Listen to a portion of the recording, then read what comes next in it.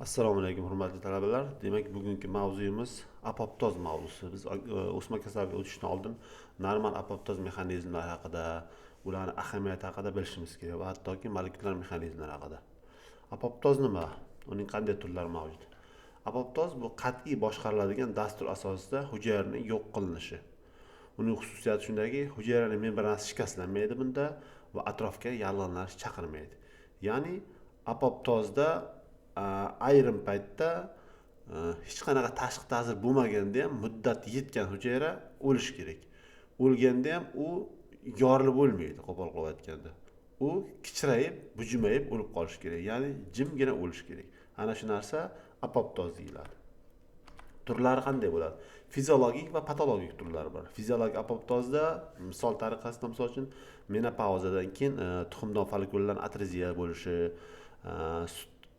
sutdan ajratgandan keyin bolani sut bezining o'z-o'zidan kichrayishi apoptoz mexanizmi bilan bo'ladi va autoagressiv limfositlarni eliminatsiya qilinishi, o'sha autoimmun kasalliklar chaqiradigan, hattoki organizmni sog'lom to'qimalarga ham hujum qiladigan limfositlar paydo bo'lib qoladi. O'shalarni o'lishi ham apoptoz mexanizmi asosida boradi. Va yallig'lanish o'chog'ida vazifasi tugagandan keyin neytrofillar o'zidan bilasizlar fermentlar ajratadi, parchalaydi, o'sha tashqaridan kirgan agentni, yallig'lovchi agentni parchalab bo'lgandan keyin bular ham o'lishi kerak. O'lmasa bular fermentlari sog'lom to'qimalarda parchalay boshlaydi. O'shalar ham apoptoz mexanizmi ishga tushib, apoptoz orqali yo'q qilinadi. Patologik apoptoz qachon bo'ladi? Radiatsiya ta'siridan nurlanish paytida apoptoz sodir bo'lishi mumkin. O'smaga qarshi preparatlar o'sma hujayralarini o'ldirish uchun apoptoz mexanizmlarini ishga solib yuboradi va DNKni tiklanmas darajada shikastlangan bo'lsa, mana shu radiatsiya yoki boshqa toksik mahsulotlar ta'siri yoki genetik mutatsiyalar natijasida DNK tiklanmaydigan darajada shikastlanishi u ham apoptozga sabab bo'ladi. Va endoplazma to'ridagi noto'g'ri buralgan oqsillar to'planishi, biz oqsillarni to'planishni mavzusini o'tgan paytda bu haqida gapirib o'tdik. O'sha ham borib apoptoz mexanizmiga taqaladi borib. O'sha apoptozga sabab bo'ladi o'sha oqsillar. Alsgeymerda biz o'tdik sizlar bilan. Adenovirus infeksiyalari, VICH infeksiyalari, hujayralarni T limfositlarning yo'q qilishi ham apoptoz mexanizmi bo'ladi. Ya'ni o'sha hujayrada shu viruslar kirgandan keyin o'zidan ma'lum oqsillar ishlab chiqaradi. U oqsillar hujayra ichidagi apoptoz mexanizmini ishga tushirib yuboradi.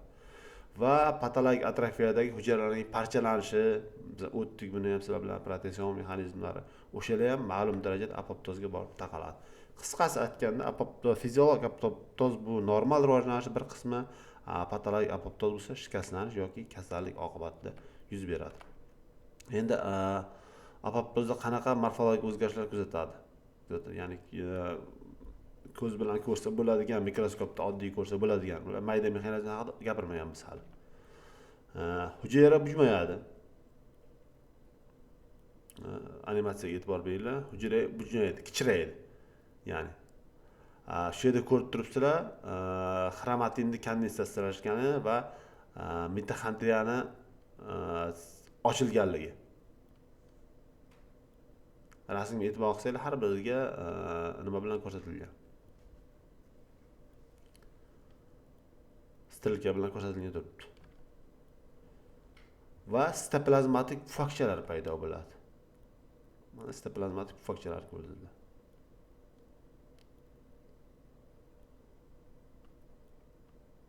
Va pufakchalar paydo bo'lgandan keyin hujayra mayda-mayda bo'laklarga bo'linadi. Ana shu narsa apoptotik tanachalar deyiladi.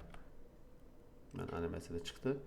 Va shu bo'lakchalar fagositoz qilindi. Orqaga qaytaraman. Shu bo'lakchalar mana fagositoz qilindi, oxirida ko'ryapsizlar. Va tushunarli bo'lish uchun 3D konfiguratsiya turibdi. Mana qanday qilib bledding jarayoni, sitoplazmada pufakchalar paydo bo'lish jarayoni. Va fagositoz va parchalanish. Apoptoz tanachalari makrofaglar yoki qo'shni hujayralar tomonidan yutiladi. Ya'ni o'zida o'sha apoptoz mexanizmi o'zida ularni chaqiradigan ma'lum bir signal molekulalari ajratiladi. O'sha narsalar keyin fagositlarni chaqiradi. Sxematik tasvirlanishi mana pufakchalar paydo bo'lgandan keyin unga kelyapti. White blood cell yozilgan bu yerda, aynan oq qon tanachalari neytrofillar yozilgan. Fagosit vazifasini bajarish uchun kelib, shu pufakchalar orqali bilan tanib olib yo'q qilish kerak. Va lizosomal fermentlar yordamida parchalanadi va iz qoldirmaydigan nekrozdan farqli narsani eslatib olsin. Bu yerda hech qanaqa iz qolmaydi. Atrofga yallig'lanish bo'lmaydi. Hujayra kattarib yorilmaydi. Aksida kichrayib, bujmayib, shu makrofagda yutilishi uchun tayyor holatga kelib qoladi va mayda-mayda bo'lakchalarga bo'linadi. Ko'ryapsizlar, fokchalar bo'lgandan keyin o'sha mayda-mayda bo'lakchalarni fagositoz qilyapti. Apoptoz mavzusida ishlatiladigan abbreviatura. Abbreviatura degani bilib qo'yinglar, bu qisqartmalar. Qisqartma nomlar ishlatiladi. Mexanizmlar, molekulyar mexanizmlarni tushuntirishda o'sha abbreviaturalar ishlatamiz biz. Oqsillarni nomlashda, genlarni nomlashda ishlatamiz.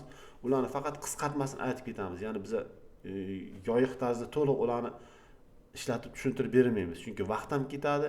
Ikkinchidan ularni hammasini to'liq eslab qola olmayman. Hatto men o'zim ham ularni hammasini to'liq eslab qolaman abbreviaturani. Lekin shunday bo'lsa ham ular nima haqidaligini men sizlarga tushuncha beraman.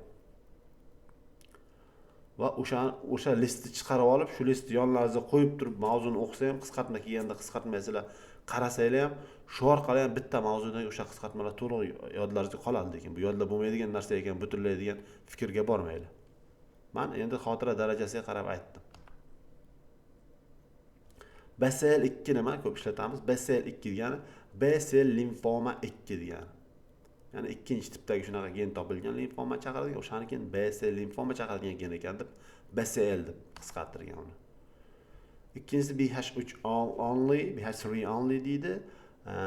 O'sha BCL2 ga gomolog bo'lgan 3-tipdagi faqat bitta retseptorga ega bo'lgan protein, ya'ni domeni o'sha narsa. Keyingisi MAMP, mitochondrial outer membrane permeabilization deydi. O'sha mitochondriyaning yuzasida turadigan sitogram S'ni ushlab turadigan genlar kompleksi bu. Va MOM, mitochondrial outer membrane. BIT, o'sha BH3 yuqorida keldi bizga, BH3 keldi. O'sha bilan interakt qiladigan o'limga qarshi domen. Agonist qarshi emas, naborat, o'limni chaqiradigan domen kechirasizlar. BAC nima? BAC BCL2 gomolog antagonisti. Ya'ni BCL2 ga teskari u. BAX BCL2 asset X protein. To'g'ri tarkibi yozilmagan uchun X protein bo'lib qolgan o'sha paytda birlamchi topilgan paytda. APAF bir nima? Apoptotic protease activating factors. SMAC second mitochondrial derived activator of caspase. Ikkilamchi mitochondriyadan kaspazdan chiqarib beradigan molekulalar. Bularni o'tamiz hali ishlarni har birini. FAD nima? FAS degan nima bor? Molekula bor, FAS oqsil, FAS retseptori bor. O'sha bilan birlashgan o'lim domen protein. Va FLACE bor bizada o'sha FAD ga o'xshagan interleykin bir betaga birlashgan enzim. Va FLIP bor. FLIP haqida hozir gaplashamiz biz. O'sha FLACE ga o'xshagan inhibitor protein bu ham. Va FAS bu reseptor CD95 ham deyiladi boshqa nomi, ikkinchi nomi apoptotik antigen ham deyiladi. Va disk kompleksi haqida gaplashamiz biz. Disk o'sha o'limni keltirib chiqaradigan signal kompleksi hujayra, ya'ni apoptoz o'limni keltirib chiqaradigan signal kompleksini disk deydi. Apoptoz rivojlanishining tashqi yo'llari bor. Tashqaridagi ma'lum bir vaziyatlar tufayli apoptoz mexanizmlar ishlab ketishi bor va apoptoz o'z-o'zidan ichkaridan ishlab ketishi bor. Shuning uchun ham tashqi mexanizmlar va ichki mexanizmlarga bo'lingan. Abbreviaturamizni berdik, endi bularni qisqartmasi haqida yozib aytib o'tirishga hojat yo'q. O'lim retseptorlarining faollashi. CD8+ T yoki NK hujayralar nishon hujayralarni taniydi. Ya'ni o'sha yo'qolish, apoptozga uchrash kerak bo'lgan hujayralarni taniydi. Hujayra agar virus kirgan bo'lsa o'sha hujayraga yoki mutatsiyalangan bo'lsa yoki stresslangan bo'lsa, MHC1 orqali o'sha antigenni ko'rsatadi unga. Mana bizda mana shunaqa muammo ketyapti. MHC1 antigenni ko'rsatadi. Antigenni ko'rsatgandan keyin TNK hujayralar aktivlashadi va yuzasida FASL paydo qiladi ular o'zlarida. Mana.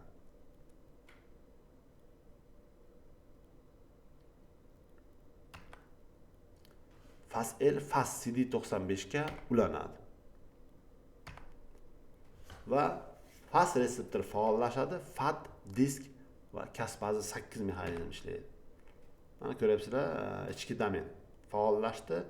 Ya'ni domen smerti bir dona edi, fasl kelib reseptor ulangandan keyin ular 3 tasi birlashadi. 3 tasi birlashgandan keyin ishlaydi disk sistema hosil bo'lishi va Kaspaza 8 faollashadi. Mana ko'ryapsizlar, prokaspazadan keyin Kaspaza 8 paydo bo'ladi va Kaspaza 8 effektor Kaspaza, asosiy ishlovchi Kaspazalarni ishga tushirib yuboradi va natijasida apoptoz bo'ladi. Va eslab qoling, apoptozning tashqi yo'lida yo'qolishi kerak bo'lgan hujayra ichidagi keraksiz moddalar paydo bo'lgan hujayra o'zidan signallar chiqara boshlaydi. O'sha signal chiqargandan keyin tashqaridan kelib uni CD8 va T limfasida tanib ketadi. Va o'zini reseptorini ulab apoptoz chaqirib turib yuboradi. Mana shu. Shuning uchun ham apoptoz rivojlanining tashqi yo'llari deyiladi. Chunki tashqaridan kelib CD8, 4 va NK hujayralar ishtirok etyapti. Undan tashqari mana shu zararlanish bo'lishini tashqaridan virus kirishi kerak bo'lyapti bunga. Apoptoz boshlanadi. Ijrochi Kaspazalarning ishga tushishi. Endi chuqurroq kiramiz o'sha narsaga. Kaspaza 8 bu effektor Kaspazalar, Kaspaza 3, Kaspaza 6, Kaspaza 7 ni faollashtiradi. Effektor degani asosiy o'sha hujayra ichidagi pufakcha hosil bo'ldi-ku boya, o'sha maydalash jarayonini qiladigan. O'shalarni ochib yuboradi. Kaspaza 8. Mana jarayonni ko'rdingizmi? Bunday tishini ochib yubordi. Ular hujayra oqsillarni parchalab, apoptoz jarayonini amalga oshiradi. Mana ko'rdingizmi? Amalga oshirildi jarayon. Yuqori rasmda Filiplar berilgan, unga alohida to'xtalamiz. Filipni men aytib o'tdim, abbreviaturadan Filipga alohida e'tibor qaratdim. Filip deb. Flash-like inhibition protein. Ichki va tashqi yo'lning bog'lanishi. Ichki va tashqi yo'lning bog'lanishi degani ichki yo'l ham, tashqaridan keladigan yo'l ham, hozir biz tashqi yo'l haqida gapiramiz. Kelib baribir Kaspaza 8 ga kelib taqaladi. Kaspaza 8 ni aktivlash kerak. Bu tomondan kelsa ham, bu tomondan kelsa ham Kaspaza 8 aktivlangandan keyingina apoptoz effektor Kaspazalar ishga tushib ketadi. Ba'zi hujayralarda, masalan, gepatasislarda Kaspaza 8 BH3 only BH3 only biz ko'rdik boya oqsilni faollashtiradi. O'zidan, ichki o'zidan. Ko'ryapsizlar sxemani.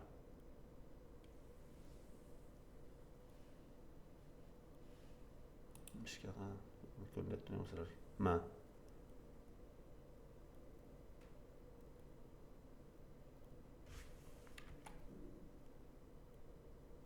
va bit orqali Kaspaza 8 da aktivlaydi. Bit T-bit shakliga o'tadi va backni aktivlashtiradi. Bitdan T-bitga o'tadi-da, backni aktivlashtiradi. Va shundan keyin mitoxondriya sitoxrom S chiqishi bor. Sxemaga keldi. Hali unga yana ham to'xtalamiz. Va apoptoz mexanizmlar shunday ishga tushadi. Shunday qilib tashqi va ichki yo'llar mana shu joyda birlashadi.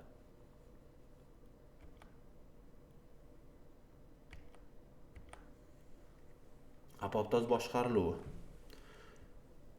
Endi apoptoz boshqarildi deganda tashqaridan arzimagan signal kelaversa ham birdan hujayra apoptozga uchrab, o'zi ichkarida yo'q qilib yuborsa ham unda ayajiy holat bo'ladi.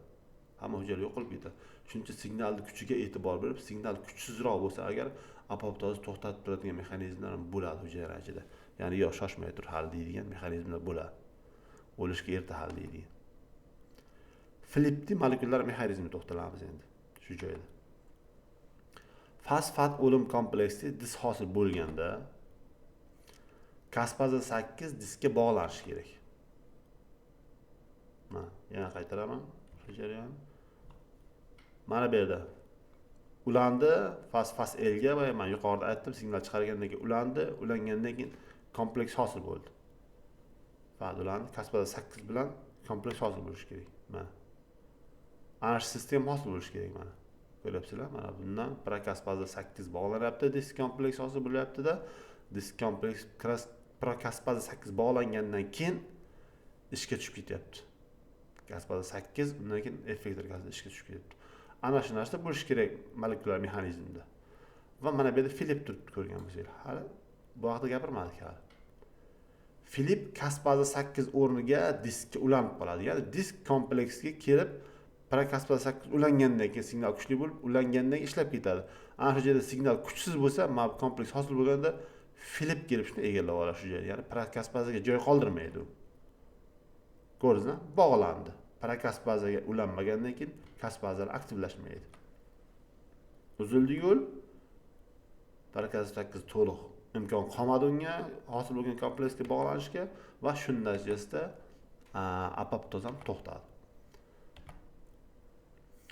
Nima uchun endi organizmga Filip kerak?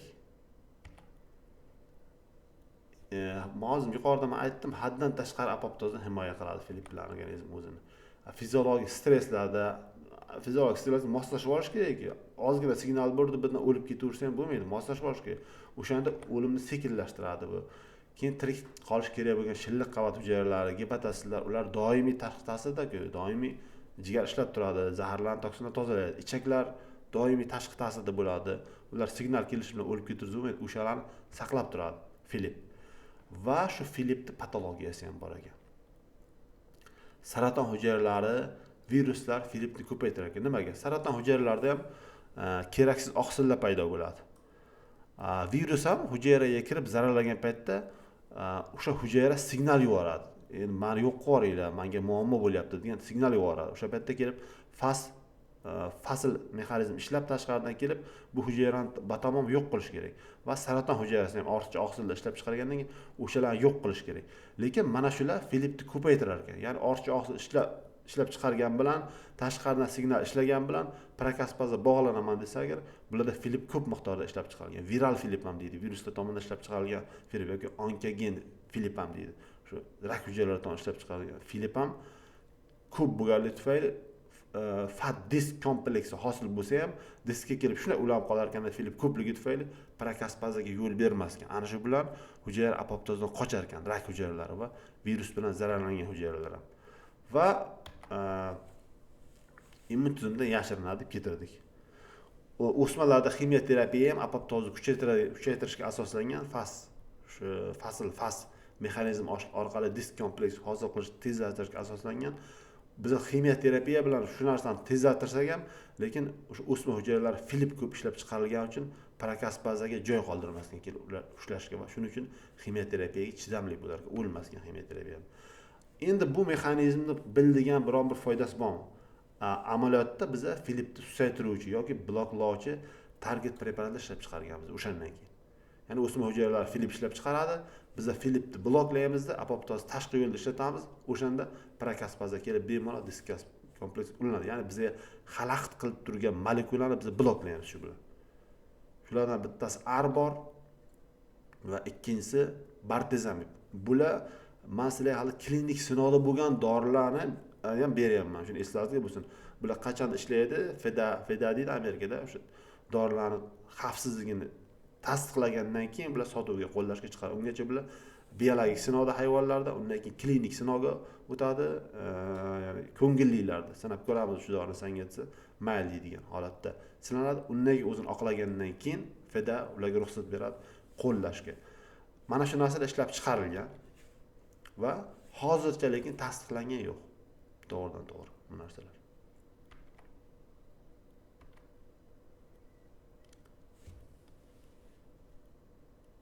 Apoptoz rivojlanishining ichki mexanizmlari haqida endi keyingi mavzuda davom ettiramiz.